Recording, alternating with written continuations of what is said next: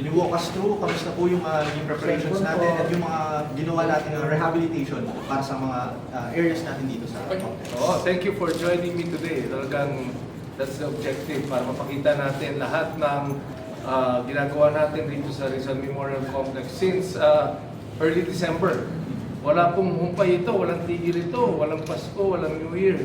Talagang pinakausapan natin lahat ng mga kawani ng PSC, DPWH, City of Manila na let's redevelop, transform Rizal as a showcase for your first ever WTA 125 hosting. Alam mo yan po ang kagandahan ng pag nag-host ka ng isang sports tourism event. Yung number one, pinapaganda mo yung complex mo. Number two, pinapaganda mo yung syudad mo. And nagtutulungan lahat. And maraming salamat, Sec Vince, Mayor Isko, PSC, Office of the President, lahat po yan. At itong magandang media room natin, lahat po yan. Dahil po nag-host tayo ng WTA. So thank you very much po sa PhilTAT. Chairman, ilang percent ready na yung venue natin, particularly yung tennis courts natin for the upcoming event? Sa aking palagay, mga 95% na yan, no? Mga 95% ang na ready na yan. Last week, some of you were here. Layo pa. Ngayon, tapos na. In the next 48 hours, total transformation na yan.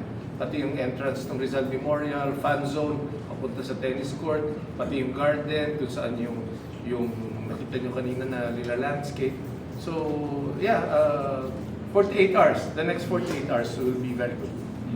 Chair, yesterday, nag-confirm si Alex that she will be playing in the first ever Philippine Women's Open. Gano'ng kalaking bagay to actually have her here at sure na maglalaro siya? Well, this is what we've been waiting for. Alam mo, dapat lang di ba? Realization ko nga rin yan as chairman na pag meron talagang magaling na Pilipinong atleta na nandyan sa international field, world stage, it is just right, it is a must that we organize something to host them in the Philippines.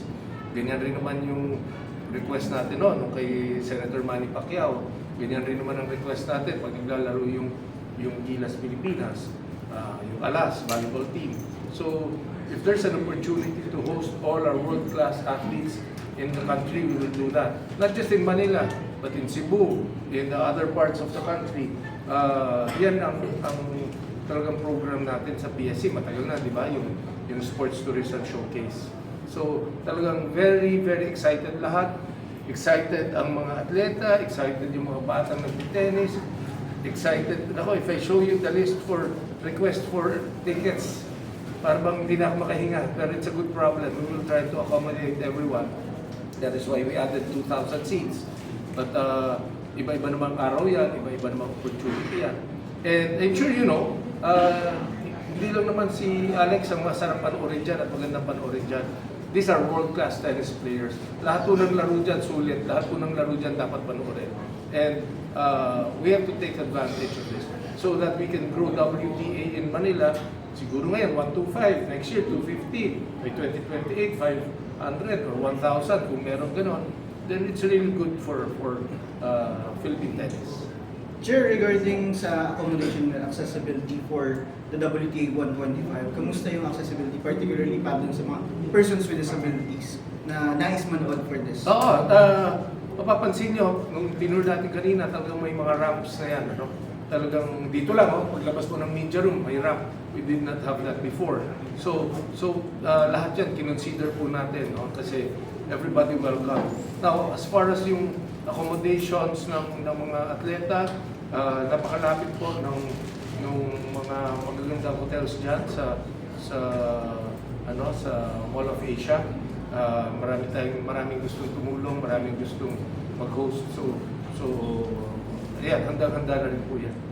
Chair, another topic lang. Nabanggit nyo kanina yung next up for renovation is baseball stadium and football. Can you give details lang on the timeline and what can we expect? Baseball is ongoing. Matagal na pong inaano yan, nire-renovate.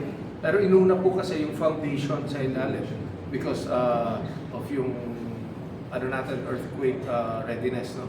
Pero tapos na po yung foundation yan. So paakyat na po yung baseball stadium, and then kausap ko po yung mga kaibigan natin sa Philippine Amateur Baseball Association para simulan na nila yung field, di ba? Tatlong components po yan yung stadium itself, the fan zone kung saan uupo, and then the field itself.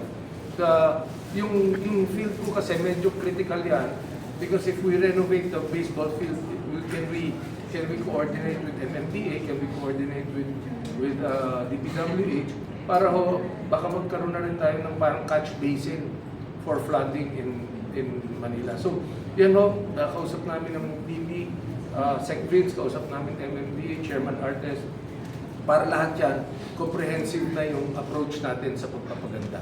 At lahat po yan sa suporta na, at very close coordination with the City of Manila. The Mayor Esco.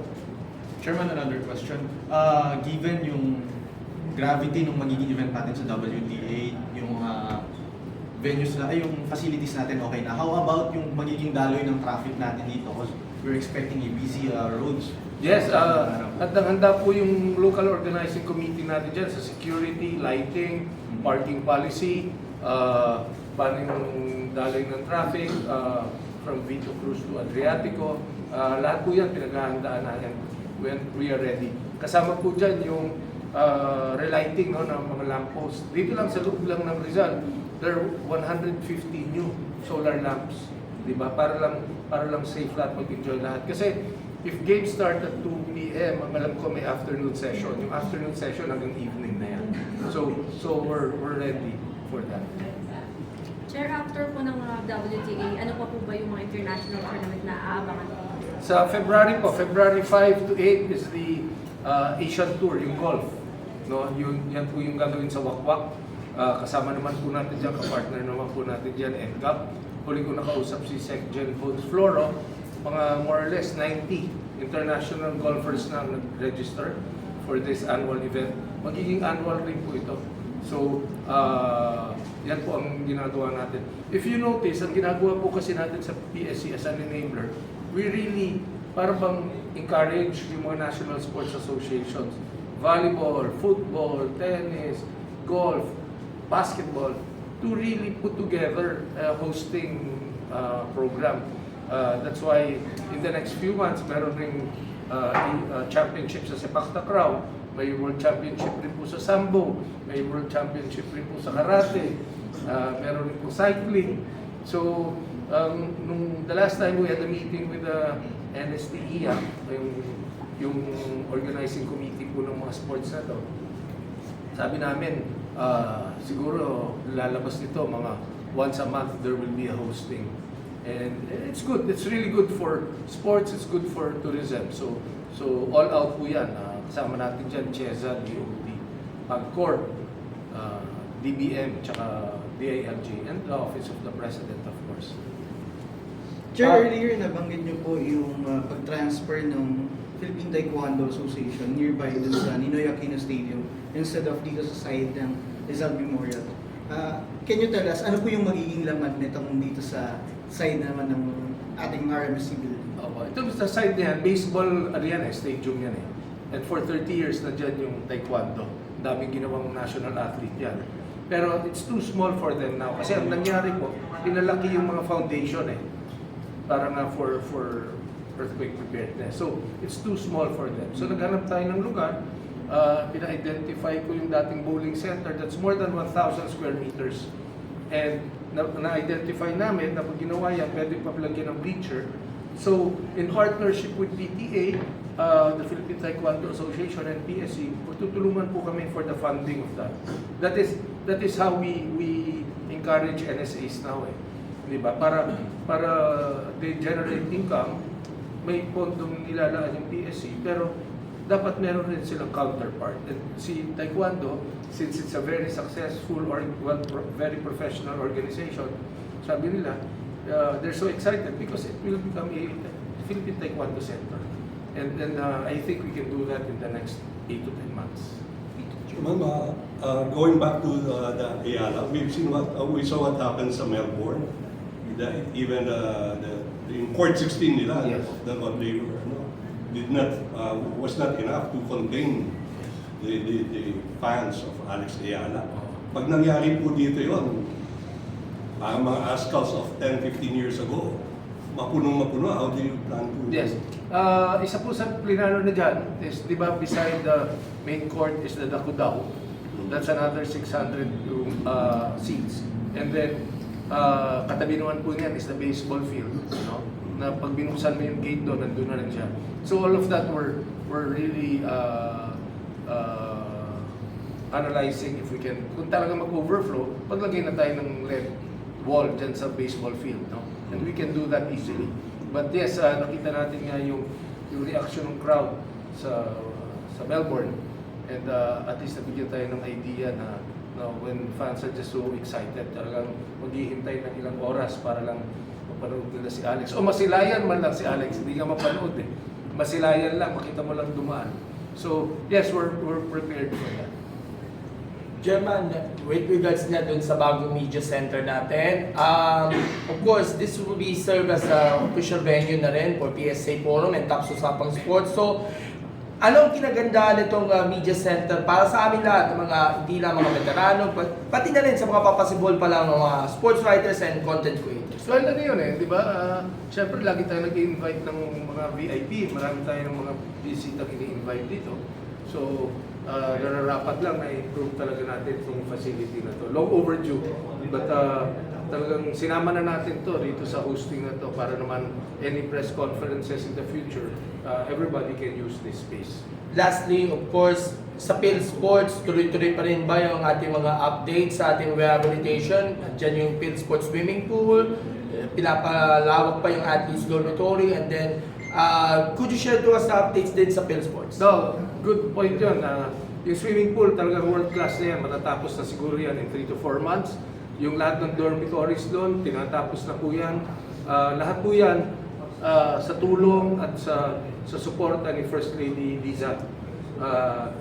Hindi po pera ng PSC yan. Hindi po pondo ng PSC yan. Pondo po ng Office of the President yan. Because gusto nilang i-improve yung lahat ng dorms doon. Yung swimming pool po, talagang world class, binabago na. Kasi before that, malakas na yung tulo sa swimming pool. Every 3 days, halos 1 metro na nauubos na tubig. Kasi ang laki na pala ng leak. So sa water consumption pa lang, napakamahal. Pero ngayon, nandiyan na, tinatapos na. Isusunod po natin dyan yung rehabilitation ng track and field oval. Yung sa Baguio po, track and field, matatapos na po yan by April.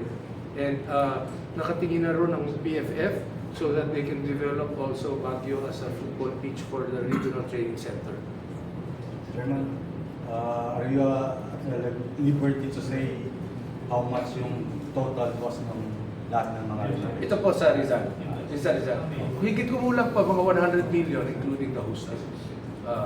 Hindi po siya malaki. Alam niyo naman po, familiar naman kayo sa Rizal before we did all of this, sa lahat ng sira, sa lahat ng dapat gawin. So all of this, mga 100 million po, including the hosting of the WTA.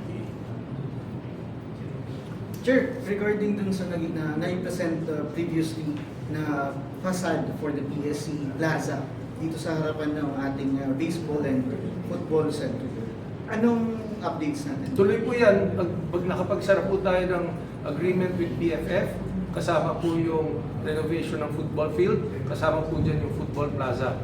Yung football plaza po kasi kahit saan kayo magpunta sa buong mundo, when you see an iconic sports complex, kailangan may plaza yung mga tao para naman bumuelo kung saan kayo magpapa-Instagram. Dito po sa atin, yung Rizal natin, ang katabi highway kagad. So hindi ka pwede magpa-IG, sagasaan ka. So kailangan iusog lang po natin ito, piniresent na natin ito sa City of Manila, kausap na natin yung mga sila mayor, kausap na natin yung mga planners niya. Alam mo po, simple things. Behind this Rizal, behind that is a big creek. Kaya lagi nagbabaha rito because there's a big creek. Pati po yan, pinag-aaralan na po ni DPWH, kausap na po namin ang City of Manila, kausap na po namin si Barangay Captain. Kasi if we can improve that area, then it becomes a walkway going to the Ninoy Aquino and going to the Manila Zoo. So it's a complex na you will feel safe when you walk in the evening. Kasi pati yung mga trash, yung mga estero, lilinisin po yan. As I speak, DPWH is now finishing their design for that. Chair, on another note, maganda yung naging start ng ating ASEAN para-athletes.